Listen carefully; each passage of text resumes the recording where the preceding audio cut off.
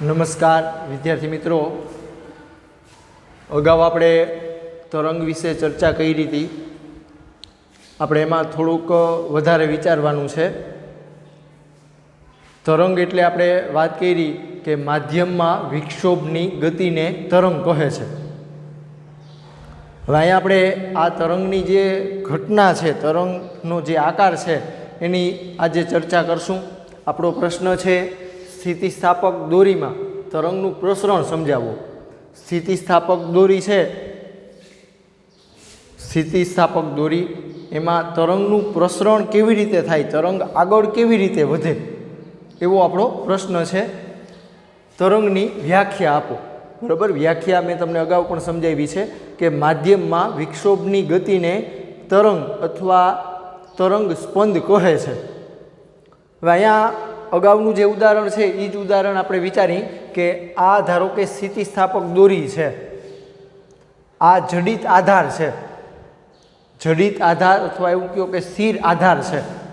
એની સાથે આ જડિત આધાર છે, એની સાથે આમ દોરી છે એ આપણે ખેંચાયેલી સ્થિતિમાં, તણાયેલી સ્થિતિમાં રાખવાની છે. બરાબર, સૌથી પહેલાં અગાઉ જે આપણે આકૃતિ હતી એ આ રીતની હતી કે આ સ્થિતિસ્થાપક દોરી છે, આ દ્રઢ આધાર છે, આ આપણો એ કણ છે.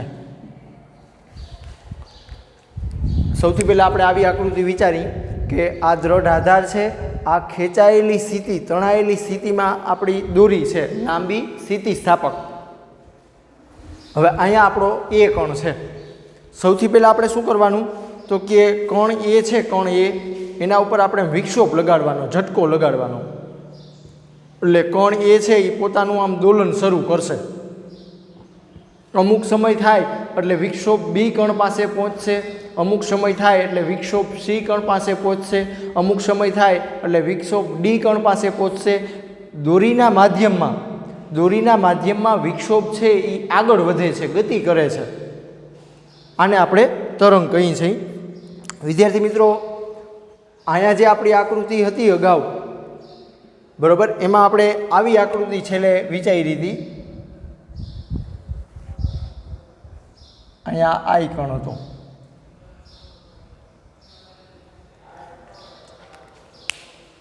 બરાબર, સૌથી પહેલાં આપણે આ એ કણ છે એને આપણે આમ વિક્ષોભ લગાડ્યો એટલે એ કણનું આમ એક દોલન પૂરું થયું છે. જો એના માટે એક દોલન પૂરું થાય એના માટે જે સમય લાગે એને આપણે આવર્તકાળ કહીએ, ટી. એટલે ટી સમયે, આવર્તકાળ જેટલા સમયે દોરીની સ્થિતિ આવી હતી. બરાબર, એ કણ છે, એ કણ એને પોતાનું આમ એક દોલન પૂરું કરી નાખ્યું છે. જો જ્યારે આ વિક્ષોભ છે એ આઈ કણ પાસે પહોંચ્યો છે, હજી એને દોલન કે સ્થાનાંતર શરૂ કર્યું નથી. એનાથી આપણે આગળ વધી તો આ મારી આકૃતિ છે, બરાબર, ટી બરાબર ટી સમયની દોરીની સ્થિતિ. બરાબર, જે આ દોરી છે એ જ આકૃતિ અહીંયા છે. તમે જોઈ શકો કે એ કણ છે, એ કણ એને પોતાનું આમ દોલન દોલન એક પૂરું કરી નાખ્યું છે. જો ત્યારે વિક્ષોભ આપણો આઈ કણ પાસે પહોંચ્યો છે, હજી આઈ કણ છે એને દોલન કે સ્થાનાંતર શરૂ કર્યું નથી. જ્યારે દોરી ઉપરના બીજા જે કણો છે, જે કે એલ એમ એન, એ હજી સમતોલન સ્થિતિમાં જ છે. આપણે અહીંયા જે વિક્ષોભ લગાડ્યો છે, આપણે આમ જે દોરી ઉપર આપણે આમ ઝટકો માર્યો છે, બરાબર, એ સરળ આવર્ત પ્રકારનો છે. સરળ આવર્ત દોલન થાય એ પ્રકારનો આપણે વિક્ષોભ લગાડ્યો છે. જે પ્રકારનો તમે વિક્ષોભ લગાડો એવો આકાર દોરી ઉપર આગળ વધે. બરાબર, દોરી ઉપર આપણે આમ ઝટકો મારી તો આવો આકાર આગળ વધશે, દોરી ઉપર આપણે આમ ઝટકો મારી તો આવો આકાર આમ આગળ વધશે. જે પ્રકારનો વિક્ષોભ લગાડી એવા પ્રકારનો આકાર દોરી ઉપર ઉત્પન્ન થાય છે. આ જે આકૃતિ છે, બરાબર, એમાં સમય છે 3t/2. 3t/2 જેટલો સમય થાય ત્યારે શું થયું તો કે એ કણ છે, એ કણ, બી કણ, સી કણ, ડી કણ, બરાબર, આ બધા કણો છે એનું એક દોલન પૂરું થઈ ગયું છે. જો અને એ પોતાના મૂળ સ્થિતિમાં આવી ગયા છે, પોતાની સંતુલન સ્થિતિમાં આવી ગયા છે.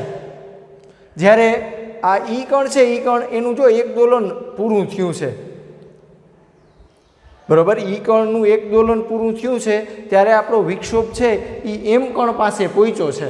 હજી એમ કણ છે એને સ્થાનાંતર કે દોલન શરૂ કર્યું નથી.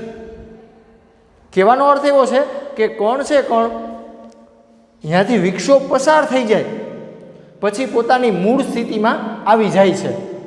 તરંગની સાથે માધ્યમમાં આગળ નહીં વધે. કણ છે કણ એ આમ ઉપર નીચે એક દોલન પૂરું કરી અને પોતાની સમતોલન સ્થિતિમાં આવી જાય છે. બરાબર, તમે જોઈ શકો કે અહીંયા જે કણ છે એ બી સી અને ડી કણ, બરાબર, અહીંયા જે કણ છે આપણો આ બી કણ છે, આ સી કણ છે, આ ડી કણ છે, તો આ પાછા સંતુલન સ્થિતિમાં આવી ગયા છે. જો હવે ઈ કણ છે ઈ કણ એનું એક આમ દોલન પૂરું થયું છે ત્યારે આપણો વિક્ષોભ એમ કણ પાસે પહોંચ્યો છે ત્યારે દોરી ઉપર આપણને આવો આકાર જોવા મળશે.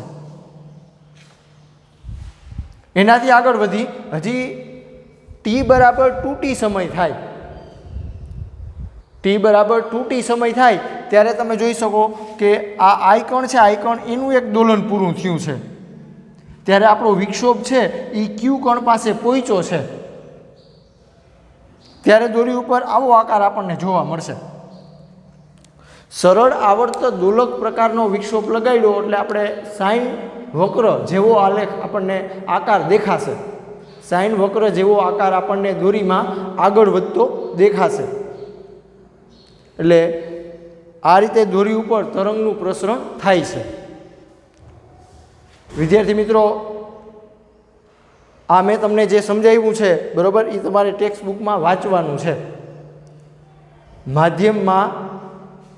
માધ્યમ સ્થિતિસ્થાપક માધ્યમ દોરી છે એમાં તરંગનું પ્રસરણ કેવી રીતે થાય બરાબર એ મેં તમને સમજાવ્યું છે. બરાબર સમજજો. તરંગ છે, તરંગ એ માધ્યમમાં આમ આગળ વધશે. તરંગ વિક્ષોભ માધ્યમમાં આગળ વધશે. કોણ છે એ તરંગની સાથે ઢસેડાય કે સ્થાનાંતર નહીં અનુભવે. કોણ છે એ પોતાનું આમ દોલન કરી અને પાછો મૂળ સ્થિતિમાં આવી જાય છે, સંતુલન સ્થિતિમાં આવી જાય છે. વિક્ષોભ છે એ ગતિ કરે છે બરાબર. તો વિક્ષોભની આવી જે ગતિ હોય માધ્યમમાં, વિક્ષોભની જે આવી ગતિ હોય એને તરંગ કહે છે. માધ્યમમાં વિક્ષોભની ગતિને તરંગ અથવા તરંગ સ્પંદ કહે છે. આ એની વ્યાખ્યા થશે.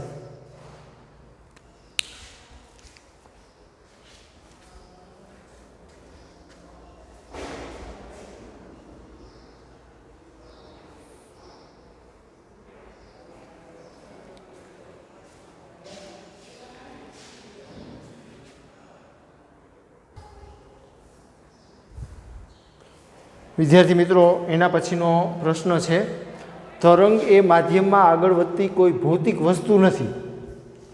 તરંગ છે એ માધ્યમમાં આગળ વધતી કોઈ ભૌતિક વસ્તુ નથી. આપણે ઉદાહરણ આપી સમજાવવાનું છે. વિદ્યાર્થી મિત્રો, હમણાં જ મેં તમને વાત કરી કે કણ છે, કણ ઉપર વિક્ષોભ લાગે એટલે એ આમ દોલન કરશે. વિક્ષોભ ત્યાંથી પસાર થઈ જાય પછી કણ છે એ પોતાની મૂળ સ્થિતિમાં આવી જાય છે. શું કામ મૂળ સ્થિતિમાં આવે? તો એનું કારણ છે કે દોરી છે, દોરી અથવા કોઈ પણ માધ્યમ છે એની પાસે સ્થિતિસ્થાપકતાનો ગુણધર્મ છે.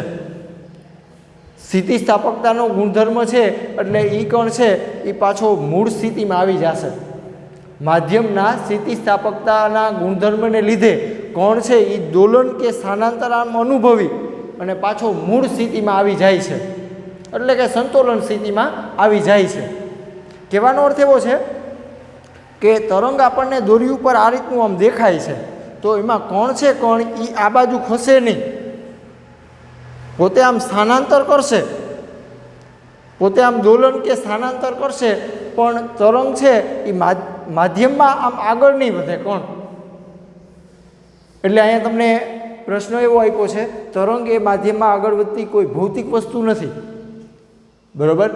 માધ્યમના સ્થિતિસ્થાપકતાના ગુણધર્મને લીધે વિક્ષોભ કણ પાસેથી પસાર થઈ જાય વિક્ષોભ કણ પાસેથી પસાર થઈ જાય એટલે એ કણ પોતાની સમતોલન સ્થિતિ અથવા મૂળ સ્થિતિમાં આવી જાય છે સ્થિતિસ્થાપકતાના ગુણધર્મને લીધે.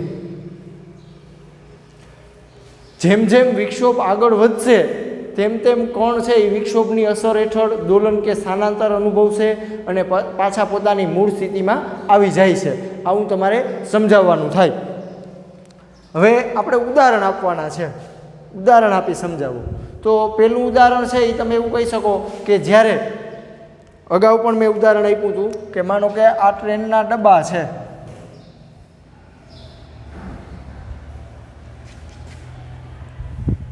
ધારો કે ટ્રેનના ડબ્બા છે અને આગળ આપણે એક એન્જિન દોરી દઈએ. આ માનો કે એન્જિન છે. હવે એકબીજા ડબ્બાનું આ રીતે કપલિંગ થયેલું હોય, જોડાણ થયેલું હોય. હવે શરૂઆતમાં શું થાય કે એન્જિન છે, એન્જિન એ જ્યારે જોઈન કરવામાં આવે, જોડાણ કરવામાં આવે ત્યારે શું થાય કે વિક્ષોભ છે એ આ પહેલા ડબ્બા ઉપર લાગશે. એન્જિનનું પ્રથમ ડબ્બા સાથે જ્યારે જોડાણ કરવામાં આવે છે ત્યારે પ્રથમ ડબ્બા ઉપર વિક્ષોભ લાગશે, એટલે કે એ સેજ આમ વાઇબ્રેટ થશે. બરાબર. અમુક સમય થાય પછી વિક્ષોભ આ બીજા ડબ્બા ઉપર લાગશે, એટલે આ બીજો ડબ્બો છે એ આમ ધ્રુજારી અનુભવશે. અમુક સમય થાય એટલે વિક્ષોભ ત્રીજા ડબ્બા ઉપર જશે. આ રીતે માધ્યમ છે આપણું, આ માધ્યમ એમાં વિક્ષોભ છે એ ગતિ કરશે. એટલે તમે જોઈ શકો કે કંપન અનુભવશે, ડબ્બો આમ ધ્રુજારી મારશે, પાછો એ પોતાની મૂળ સ્થિતિમાં આવી જશે, સંતુલન સ્થિતિમાં આવી જશે. વિક્ષોભ ત્યાંથી પસાર થઈ જાય એટલે પાછી પોતાની મૂળ સ્થિતિમાં એ આવી જાય, કારણ કે સ્થિતિસ્થાપકતાનો ગુણધર્મ માધ્યમ ધરાવે છે. એટલે બીજું ઉદાહરણ તમે એવું કહી શકો કે કોઈ પણ જગ્યાએ લાઈન હોય, બરાબર. આ આપણો સામાન્ય અનુભવ છે કે ઘણા વ્યક્તિ એક લાઈનમાં ઊભા હોય, આમ એક વ્યક્તિ ઊભો હોય, એની પાછળ બીજો વ્યક્તિ, એની પાછળ ત્રીજો વ્યક્તિ, એની પાછળ ચોથો વ્યક્તિ, આવી લાંબી લાઈન હોય. પછી કોઈ એક વ્યક્તિ આમ ધક્કો મારશે, બરાબર, તો એક વ્યક્તિ આમ દોલન કરશે તો એનો ધક્કો છે એ એના પછીના વ્યક્તિને લાગશે, એ પાછો એના પછીના વ્યક્તિને ધક્કો મારશે. આ રીતે વિક્ષોભ છે એ દરેક વ્યક્તિ ઉપર લાગતો જશે. પાછો અમુક સમય થાય એટલે એ વ્યક્તિ પાછો મૂળ સ્થિતિમાં આવી જાય છે. બરાબર. આ આપણો સામાન્ય અનુભવ છે કે ઘણી મોટી લાંબી લાઈન હોય અને પછી એમાં કોઈ એક વ્યક્તિ આમ ધક્કો મારશે, લાઈનમાં ઊભા હોય અને કોઈ એક વ્યક્તિ ધક્કો મારશે એટલે એ વ્યક્તિ આમ દોલન કરશે. બરાબર. આ વ્યક્તિ છે એ એના પછીના વ્યક્તિને આમ ધક્કો મારશે, એ વ્યક્તિ એના પછીના વ્યક્તિને ધક્કો મારશે. આ રીતે આ માધ્યમમાં વિક્ષોભ છે એ આગળ વધશે અને પછી શું થાય તો કે દરેક વ્યક્તિ છે એ પાછા પોતાની મૂળ સ્થિતિમાં આવી જાય છે, સંતુલન સ્થિતિમાં આવી જાય છે. એટલે આ તમે બીજું ઉદાહરણ પણ આપી શકો. બરાબર. ટ્રેનના ડબ્બાવાળું ઉદાહરણ અને લાંબી વ્યક્તિઓની લાઈન હોય, બરાબર, તો એ તમે બીજું ઉદાહરણ પણ આપી શકો.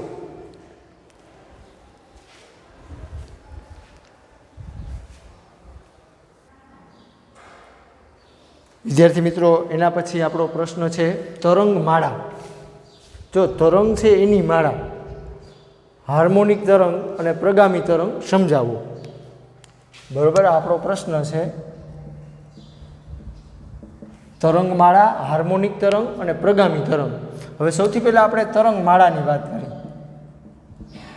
તરંગમાળા, વિદ્યાર્થી મિત્રો, આપણો સામાન્ય અનુભવ છે કે તળાવ છે કે નદી છે એમાં પાણી હોય તો એમાં આપણે પથ્થર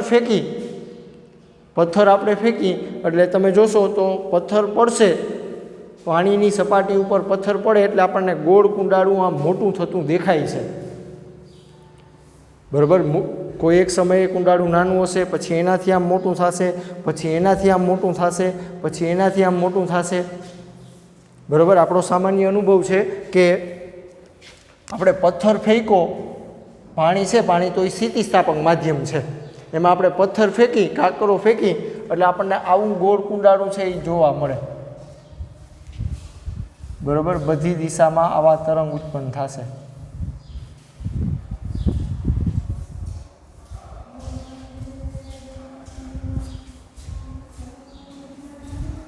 તમે જોઈ શકો કે આવા બધા આકારો આપણે આમ ભેગા કરશું એટલે આવું ગોળ કુંડાળું દેખાશે પાણી ઉપર. અમુક સમય થાય એટલે આ આકાર છે એ આપણને અહીંયા ખસીને દેખાશે. આમ ગોળ કુંડાળું, પછી એનાથી આમ મોટું ગોળ કુંડાળું દેખાશે. હવે આપણે આ એક પથ્થર ફેંકો છે એટલે તરંગ ઉત્પન્ન થયું. હવે જેવો પાછો તરત જ બીજો પથ્થર ફેંકો એટલે ઓલું ગોળ કુંડાળું છે એ આમ મોટું થઈ ગયું હશે. બીજો પથ્થર ફેંકશો એટલે પાછું બીજું એક નાનું ગોળ કુંડાળું આમ આગળ વધતું હશે. પાછો ત્રીજો પથ્થર ફેંકો એટલે પાછું નાનું ગોળ કુંડાળું આમ ધીમે ધીમે આગળ વધશે. તો આપણે સતત વિક્ષોભ લગાડતા રહી તો એક પછી એક તરંગ આગળ હશે, એની પાછળ બીજું તરંગ આવશે, એની પાછળ ત્રીજું તરંગ આવશે. તો આને તરંગ માળા કહેવામાં આવે. આ મેં તમને પાણીના માધ્યમમાં ઉદાહરણ આપ્યું છે, બરાબર. હવે બીજું ઉદાહરણ તમારે લેવું હોય તો આપણે આ આકૃતિ પણ વિચારી શકાય કે આ સ્થિતિસ્થાપક દોરી છે, આ દ્રઢ આધાર છે, એને તણાયેલી સ્થિતિમાં આપણે દોરી રાખી છે. હવે એ કણ છે, એ કણ એના ઉપર આપણે આમ વિક્ષોભ લગાડ્યો છે, બરાબર. તો દોરી ઉપર એક આકાર છે એ આમ આગળ વધતો હશે. પાછો એ કણ છે એને પાછો ઝટકો મારવાનો, વિક્ષોભ લગાડવાનો. તો ઓલો આકાર છે એ આમ આગળ નીકળી ગયો હશે, પાછો ઝટકો મારશો એટલે બીજો આકાર આમ ઉત્પન્ન થશે. પાછો ત્રીજો ઝટકો મારો એટલે બે આકાર આમ આગળ જતા હશે, પાછળ ત્રીજો આકાર આવતો હશે. આને તરંગની માળા કહેવામાં આવે, બરાબર. વિક્ષોભોની હારમાળા ગતિ કરે તો એને તરંગ માળા કહેવામાં આવે, બરાબર. સતત આપણે વિક્ષોભ આમ ચાલુ જ રાખવાના એટલે એક તરંગ આગળ વધતું હશે, પાછળ બીજું તરંગ આવશે, પાછળ ત્રીજું તરંગ આવશે. આ રીતે તરંગની આખી માળા રચાશે, એને તરંગ માળા કહેવાશે. વિદ્યાર્થી મિત્રો, એનાથી આગળ વધી હાર્મોનિક તરંગ, બરાબર. આપણે જે અહીંયા વિક્ષોભ લગાડી છે એ કળ ઉપર આપણે જે આમ વિક્ષોભ લગાડી છે, બરાબર, એમાં જો સાઇન કે કોસ વિધેયના વક્ર જેવો આકાર દેખાતો હોય દોરી ઉપર, સાઇન કે કોસ વિધેય જેવો આકાર આપણને દોરી ઉપર દેખાતો હોય તો એને હાર્મોનિક તરંગ કહેવામાં આવે. અથવા તમે એવું કહો કે અહીંયા તમે જે વિક્ષોભ લગાડો છો એ કણ ઉપર આપણે જે આમ ઝટકો મારી છે, બરાબર, એ સરળ આવર્ત ગતિ પ્રકારનો ઝટકો હોય, સરળ આવર્ત દોલન થાય એ પ્રકારનો વિક્ષોભ હોય તો એને હાર્મોનિક તરંગ કહેવામાં આવે. આ તરંગ છે, બરાબર, એનો આકાર, આ તરંગનો આકાર છે એ આપણને આવો સાઇન કે કોસ વિધેયના આલેખ જેવો આકાર દેખાય, આવો આકાર, તો એને હાર્મોનિક તરંગ કહેવાશે. એનાથી આગળ આપણે શબ્દ આવે છે પ્રગામી તરંગ, બરાબર. પ્રગામી તરંગ એટલે એવું તરંગ કે જે માધ્યમમાં આગળ ને આગળ વધ્યા જ કરે, માધ્યમમાં તરંગ સતત આગળ ને આગળ વધ્યા જ કરે તો એને પ્રગામી તરંગ કહેવાશે. જે માધ્યમમાં તરંગ સતત આગળ ને આગળ ગતિ કરતા હોય તો એવા એને પ્રગામી તરંગ કહેવાશે.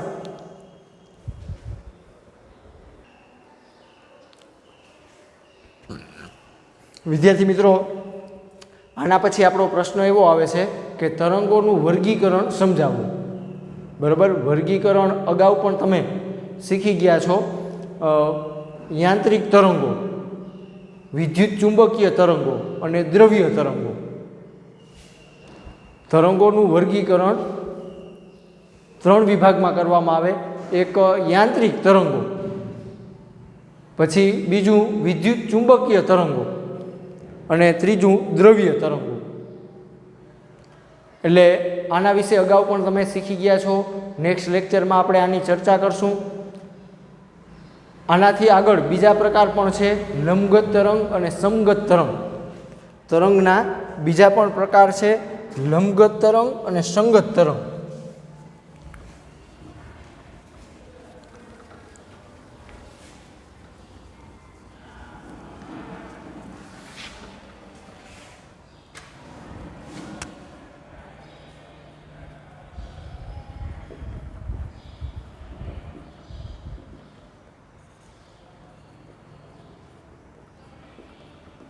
વિદ્યાર્થી મિત્રો, આ બે પ્રકાર છે એ બરાબર સમજજો. આનો તમારે 12 સાયન્સમાં પણ ઉપયોગ આવશે.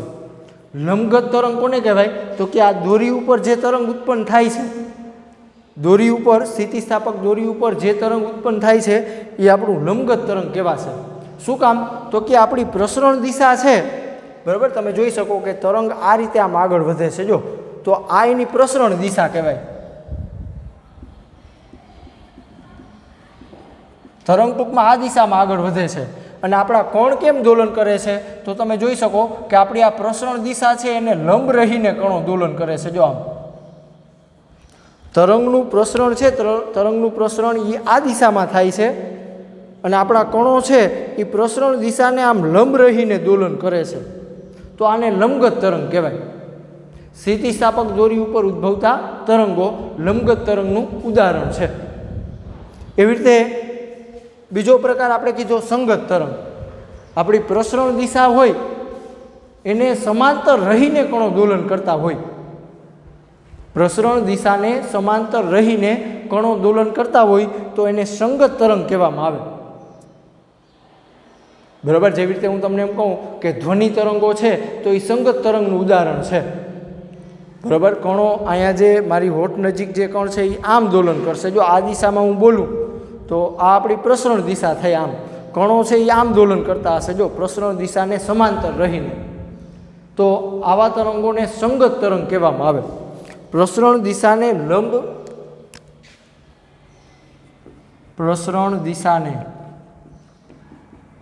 લંબ રૂપે કણો દોલન અથવા સ્થાનાંતર કરતા હોય તો એને લંબગત તરંગ કહેવાશે. પ્રસરણ દિશા સમાંતર રહીને કણો દોલન કે સ્થાનાંતર કરતા હોય તો એ સંગત તરંગ કહેવાશે. બરાબર. સ્થિતિસ્થાપક દોરીમાં ઉત્પન્ન થતા તરંગો લંબગત તરંગનું ઉદાહરણ છે. સંગત તરંગ છે, ધ્વનિ તરંગો છે એ આપણા સંગત તરંગોનું ઉદાહરણ છે.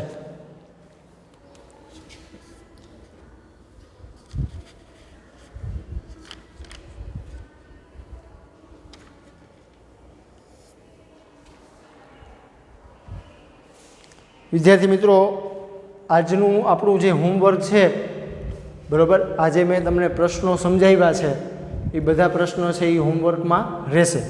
બરાબર. નેક્સ્ટ લેક્ચરમાં આપણે તરંગોનું વર્ગીકરણ છે એનો અભ્યાસ કરશું.